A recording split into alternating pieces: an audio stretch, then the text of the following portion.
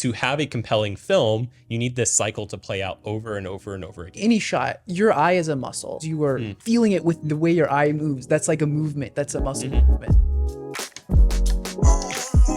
Matteo, how have you been? You know, I got my hair cut. You did? I was tired of looking like Frank Zappa in very important business meetings. I appreciate being the free spirit artist. And I work with plenty of very professional people who have long, shaggy hair and like a tad unkempt. And so that's because they're good at their jobs. And I like being good at my job. But I leaned down after brushing my teeth and spit in the sink and got toothpaste in my hair. And I was like, I think this is it for me. I think we're going back to short hair. I lost apparently 5 pounds of hair. No, there's no way. Yeah. There's no way, dude. It was like, I've got a 5-pound dumbbell in there. I want you to go get it now. It might be 10. This is apparently how much weight you lost in hair. That's insane. That's what she said. Because it was 5 pounds. It was like I took about a foot of hair off all around. I would say like 2.5 tops. That much hair. It was a lot. I mean, it's nothing for me because I'm freaking swole. This is the Your Next Film podcast starring me and this guy. Starring. Ooh, we're starring now. Yeah, we're starring. Hi, I'm Matteo. I'm a writer, and I do that for a living. And I'm a filmmaker, director, videographer, and I do that for a living. So.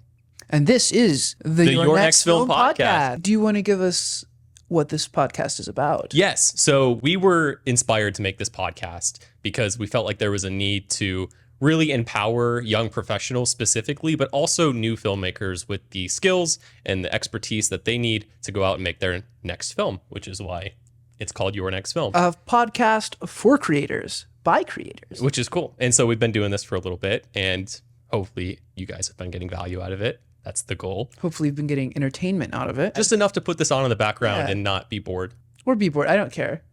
As long as you watch it. Something to listen to subscribe. while you're playing Minecraft is really just, that's the vibe we're going for here. So jumping right into our topics for today, what are we talking about? How are you creating your perfect shots? This is very much going to be something Zach is better at than I am, because I will say an Ansel Adams approach. I'm very curious about that. Ansel Adams, famous photographer, and people always say like he did like a lot of like national parks photography, got these beautiful shots, and people ask him, how do you do this? Like, what's your process? Like, how do I get as good as you can be? And he just says basically, just take a ton of photos, just take as many photos as possible, because like obviously part of it is just learning, but some of it is just, that's wrong, but I took so many that there's got to be some gems in there, and you can pick out of that.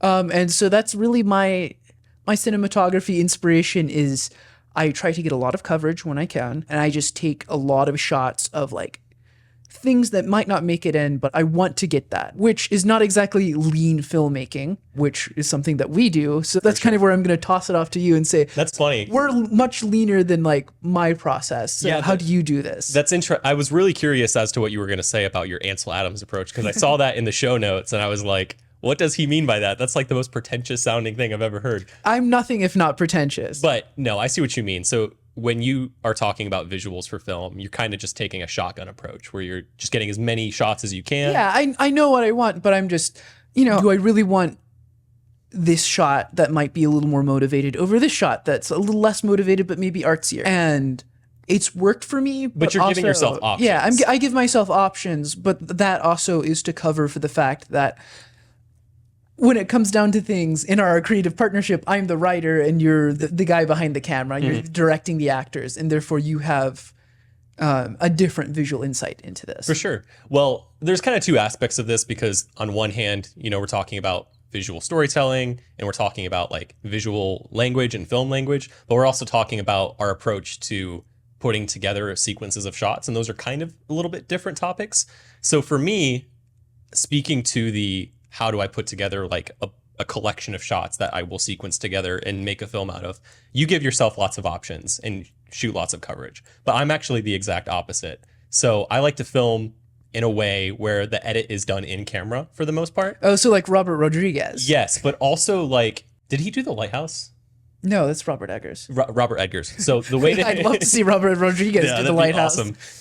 But as the way they did The Lighthouse was every single shot was meant to play off of the previous shot. Like everything was done in camera. There was no coverage, and by in camera I mean coverage. So the typical approach to doing a dialogue scene would be to film the master, which is like usually a wide shot, and then film the insert shots. And you're basically running the entire scene from multiple angles. And then you can figure out the edit in Almost like a 3-camera sitcom. basically, which is not ideal. Like for me, that's a huge pain in the ass. When I'm putting together, and largely this is what a director's primary job is taking the script and breaking it into shots. When I'm imagining a script as a sequence of shots, as I'm reading through it, I am not imagining this as like, oh, this will be the wide, this will be the close up, this will be the other close up, and I'll just have that coverage and figure it out later. I'm figuring it out while I'm reading it. And so, for example, with the dialogue scenes in the lighthouse, if the camera was fixed on, what's his name? Wiki? Willem Dafoe's Willem character? Dafoe, yes. If the camera was like on Willem Dafoe, but really it could be either of them. That was the only coverage they had. Interesting. They meant for the camera and for the audience to be looking at him for these few sentences, and then when the camera flips, they intended for the camera to be fixed there for these sentences. See, personally, that like fixed camera thing happens when on my coverage, we didn't figure out that there was an airplane going overhead and the complete take ruined. Yeah, well, and that's why having options is good too. All the editors watching this are like screaming at me because they're like, we want those options. We want to determine the flow and pacing of this conversation in the edit, but I want to figure that out ahead of time. So what that looks like for me is I'm filming less coverage. Okay. Yeah. Personally, and this is something in my personal filmmaking journey, is I found that like a lot of these times that I'm shooting something, I've written the script and sometimes I'm acting in it. So it's very often. I'm acting in basically everything we do, but including our upcoming feature film. Including our upcoming feature film. But within like my process, a lot of it is like I'll envision it and I'll shoot it, but I'll shoot coverage. And sometimes my envisioned shot just is not working. And I find the perfect shot in the edit, which is again, like your note about like the editors screaming, like we need the options. Like that's really like where my like extensive coverage comes from. So you're kind of shooting it, whether you realize it or not, as an editor. Yeah. In a sense, which is not a bad thing. Shooting it as both like a copy editor and a film editor. Really, I don't think there's like a best way with regards to how you approach it. One negative aspect to filming everything in camera, but determining the edit through your shot list basically and being stuck to that is that you're stuck to it. There'll be times where the only shot to transition from this scene is this one shot and I'm married to it, and that can be difficult sometimes. But when it works really well. Yeah. And that's how Does God Love Robots was, where I knew basically what the blocking needed to be. I knew how each shot was going to cut together. And that can be really beneficial because one element to sequencing a film, shot listing a film, is making sure they flow together well. And one way you do that is by maintaining the screen direction. So if a character is walking from like right to left in one shot, having them walk from right to left in the next shot, like as they enter the next shot, is one way to maintain visual cohesiveness and consistency. And so, you know, you're thinking about that more when you're really marrying yourself to each shot. You're being a bit more intentional, but you can also get really stuck. So kind of slightly off of that. We've been talking about getting the perfect shot. We've been talking about getting, you know, this or that and like actually like capturing it. But when you're setting your camera up, you know what you want in the script, you know how it all is going to go, and you're putting together a pleasing image. How do you get to that? And obviously there's a lot of stuff going on. A bunch of stuff. If you're shooting a bowl of fruit for whatever reason, like what is your inner kind of process there as you set that up? Yeah. So a bowl of fruit, kind of a bad example. I know. Like the way I would I'd approach that, filming food and filming like smaller products and things like that, which is I would do in a similar way, would be like have a big soft kind of key light. Tends to make things look less harsh. And then just making sure to have some kind of backlight. I don't care about like fill as much, but you know, because the typical 3 lighting setup is key, fill, backlight. For me, I kind of scrap the fill. I almost never have fill. Interesting. I'm usually going for a moodier look, even if my key is a little softer. I want the highlight side to be softer, but I'm okay with not filling it in. Having a backlight of some kind is really important to me. And I find that that's the number one thing that makes things look very professional. Okay. Yeah. See, interestingly enough, whenever like I had an amazing kind of artistic education growing up. So even though I skilled heavily into writer, there was still a lot of visual arts, a lot of Renaissance art. I spent lots of time in museums in Italy. And from that, I really took away that when you go into any shot, your eye is a muscle, right? So the composition of anything is not just like I'm looking at something and it's pleasing, but it's actually like a texture because you are feeling it with the way your eye moves. That's like a movement. That's a muscle movement. And therefore it's almost like touch. It's like touching this couch. And so like what grabs the eye, what pulls at places, if you can make it a pleasing movement, it's like the composition is beautiful because of the way it is. I like that. And like if a shot has tension, it's because you take the eye and then you stop it by like cutting something off with the frame, et cetera, et cetera. So that's really my like base approach to visuals. And again, like I'm not a genius of lighting like you are. I do very standard everything that I did in film school. No, I like that. And I actually think I could stand to learn a lot from that approach to my compositions, because mainly what I'm looking for are two things. And I'm not saying this is ideal because, you know, like I just said, maybe thinking more about shape and the effect that that has on the way people experience the shot is something I need to consider more. But previously, my approach has been two things. One, what information am I conveying in the shot? And two, visual weight is probably the thing I'm looking for most. When it comes to composition, I really kind of ignore rule of thirds. I really ignore a lot of center framing and stuff too. But some of our stuff a lot of our stuff has me in it, and I like Wes Anderson, so there's center framing. Well, I was going to say it has like 1 point perspective. You know, I do sometimes gravitate towards that, especially as a Kubrick fan. You can't complain because you're a Wes Anderson fan, so you know you appreciate seeing some of that too. But I'm thinking of mostly visual weight. I don't really care where things are placed as much as I care about balance. And so balance is just about like, if you could imagine the frame of your shot being like an actual picture frame, and then, you know, maybe there's like everything in the scene are objects you're placing within the frame. Like if you were to kind of like let go of that frame after hanging it on the wall, like does it swing left or right? That's one way to visualize what balance is. And it's something I'm actually trying to teach Emily a lot, because she's trying to get better at her compositions, and she's getting really good for photography, like with her prompts that she gives couples, and she's getting like really good reactions out of them. And so her skills as a director in that way are really good, and like nailing lighting, nailing focus, nailing all of the things that lend itself to being a good photographer. But it's that balance that she keeps like, that's like the one thing that she really needs to learn, because sometimes I'm like, man, this shot is weighted this way, and she doesn't quite understand that yet. But you know, this side of the frame has a big tree on it, and you're also framing the couple on that left side of the frame. There's nothing on the right to really counteract it. Balance is really important to me. Just filling out a frame in a way that doesn't leave one part of it too empty. So I'm going to kind of level this question at you after what you just said. If I were perhaps a writer trying to get better at filmmaking, and I really I had my kind of general basics down, but I needed to focus on one of those basics, one aspect of getting the perfect shot. What should I focus on above all else? If I you know, lighting or camera or whatever, like what should I really look at and look into before I do anything else? Don't worry about any of that. None of that's important. Making a really beautiful looking shot, hey, that's a huge plus. I mean, we want our art to be visually appealing. It's ideal. But really what matters is the information that you're conveying in a shot, and whether the information throughout the film is like cohesive. So for example, you know, when we did Does God Love Robots, it's like visually the colors and like the texture, because of the format we were shooting on and the way that we processed the footage, was like consistent from start to finish.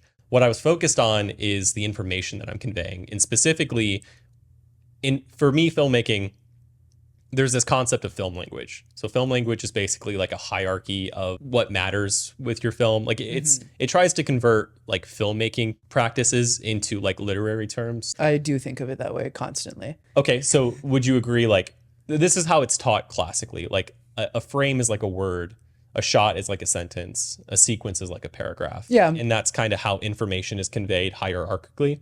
I simplify that way more, and I've kind of developed my own process, which I call the 2-stage cinematic formula. Here we go. Yeah, I'm working on this. I'm developing it, but it's my own personal framework.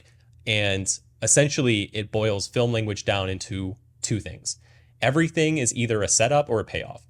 So a setup is a question, and a payoff is the answer to a question.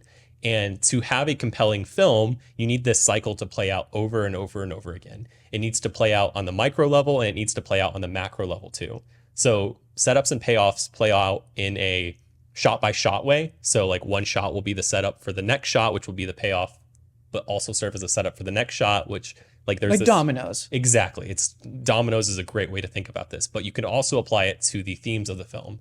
And you can kind of ask bigger questions that don't get solved till later as well. As long as those dominoes are there, you can also kind of on a macro level have like this domino was the setup for the payoff that was at the end. So you can kind of extrapolate it however you want.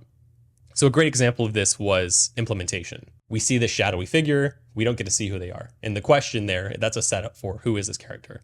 Well, that doesn't get answered till the last shot of the film. That's the big payoff. And that's really the thing that carried the film was who is this person? What do they want? What are they after? The beginning scene of the film asks that question, that's the setup, and the ending scene of the film is the payoff. Yeah. It answers all those questions. So setup, payoff applies to basically the bookends of that film. But furthermore, it played out in a shot-by-shot basis throughout the entire thing. So a great example of this from the same project is, here's a shot of you walking down the stairs in the morning. A couple of things about this shot that's compelling. One is we can't see your face. The problem with that, or the reason why that's compelling is because as humans, we look at people's faces to figure out how to feel about something. And so if I can't see your face, I don't know how to feel about the shot as a whole. So I can't see your face. That's kind of a question of like, what is he thinking? What's going on? But furthermore, you stop midway down the stairs. You just stop in your tracks. And the question there is, why did he stop? There's a reason. There is an answer to that. The shot following it is POV shot. You see the door of your house is wide open. Presumably, it's not supposed to be open. Yeah. And so Most doors aren't. That's the payoff, right? The payoff is, oh, that's why he stopped, because something's wrong. But that also asks another question. And that question is, well, why is the door open? Who's in his house? Is someone in his house? We don't know. And so that becomes the setup for the entire scene. The tension is bound to this cycle of setups and payoffs. And that works well in Does God Love Robots as well, where you see the shot of, and what's cool is the question can be more abstract. It doesn't have to be what's happening, what's going to happen next, how does this character feel about this moment? It could be as simple as, what the hell am I even looking at? So we see the shot of the inside of a fridge. It just kind of gave it away. Yeah. But you don't know what it is right away. It doesn't reveal itself. And then the payoff is the fridge opens and you're like, oh, this was the inside of a fridge. Well, you don't know what you're looking at, but it's keeping you interested in finding out. Because if it was clear that it was the inside of a fridge, your mind would immediately put that in a category and just move on. And it'd get bored because there's nothing else to wonder about. And so what's interesting about that shot is the cycle of setup and payoff plays out within one shot. So it's not just a setup or a payoff. It can also be both. So that's what I would focus on primarily. When it comes to the visual language of your film, all of the information that you convey needs to lend itself to a question or an answer for the entire film on a shot-by-shot level and on a thematic level. Would you say it's important that every shot serve the thematic needs of the film, serve the informational needs of the film? Not necessarily thematic, because there's nothing thematic about like the inside of a fridge, although you could maybe argue. It's like, I'm a writer, I will argue. But every shot needs to be either a setup, payoff, or both. Okay. Every single one. Now, it doesn't have to necessarily lend itself to the payoff of the theme, but it has to lend itself to the setup, payoff, or both of those things for something. So interesting answer, because I'm sure you were like looking for more of a, how do you make this look pretty? Like, what is the number one lighting trick or camera trick that would that you would want people to learn? Really, that's the number one. No, it's still really helpful is, telling us how to like figure out. I would say it's a lean approach to film. It's definitely not Terrence Malick, who's like, we're going to shoot maximalist. Yeah, it's maximalist in a very minimalist way, where it's like minimal information. There's just birds flying around and sun through trees. But I would say that even that serves a thematic purpose, because the payoff is the deep down philosophy that underlines the film. And I think you could get away with that. And obviously he does. He's it's Terrence Malick. He can get away with anything he wants to. Because the setup could be like, why am I looking at these birds? Why is this important? The setup could be setting up for a theme. One example of this is the movie Vivarium. So Vivarium, the opening of that film, have you seen it? Yeah, great film. Yeah, great film. The opening is like is it the cuckoo birds? It's either that or like jays. It's one of the birds that like puts its eggs in another nest. Yeah. And that doesn't really It's not like significant in that moment. I mean, it's but thematically significant. very like that's what the whole film is Yeah, about. it's the thesis statement. So it doesn't make sense in that moment. Maybe you could argue there's some tension because I mean it's a brutal scene. Oh yeah, very. Of like this bird pushing other birds out of the nest, but I believe it was something along those lines. But yeah, I think you could have a setup that sets up for a theme. Okay, final question. You mentioned Kubrick earlier. Yes, love And Kubrick. a lot of 2001, it's just kind of shots. And they're very beautiful shots. Yeah, but yeah. tell me how, for example, that final scene, the bed and all of that, how does that, where's the payoff? That's the best example, actually. Yeah, exactly. Of setups and payoffs in the film. You scared me for a second because I was like, oh no, does the this... Stargate, where is the payoff in the Stargate? Well, it's the reaction shot of him, of what, David Bowman, right? That was his name, right? Dude, names today are not... Do not ask me this today. I remember astronaut. Wiki's name. The astronaut going through the Stargate sequence, right? There is that juxtaposition of it's what he's seeing and then him seeing it and then how he's feeling about the thing he's seeing as the visuals are getting more and more intense. There is a setup and payoff there. Although I'm having a tougher time with the, he's like in space trying to like fix something outside, I haven't seen this film in a while, but like there's moments in the film where I'm like, I know there's a setup there, but it's a subtle question. It's not a big question that demands a big answer. It's usually smaller setups and payoffs, but I'll have to watch the film and see if my framework applies. Now every time I'm going to watch a movie with you, I'll put on some like very artistic avant-garde nonsense and like start asking you like, so where's the payoff in this shot? Hey, I don't know. Maybe we're still waiting on it. We'll see. But you got to put the theory through the forge. Yeah. Or, yeah. Got to refine something. Yeah. Thank you for that. We hope that this has inspired you in some way. Go out now and make a film using Zack's patented film framework. I appreciated your insights into it. They were obviously very different than it's my kind of the insights. first time I'm actually fleshing them out with someone else. So was a really fun opportunity. Thank you for giving me this opportunity. Of course. Thanks so much for watching. I've been Zach. I've been Matteo. And this has been Your Next Film. Thank you so much for watching. Go make a movie. Or just play Shin Megami Tensei Digital Devil Saga on a PS2 emulator. I'm out of here.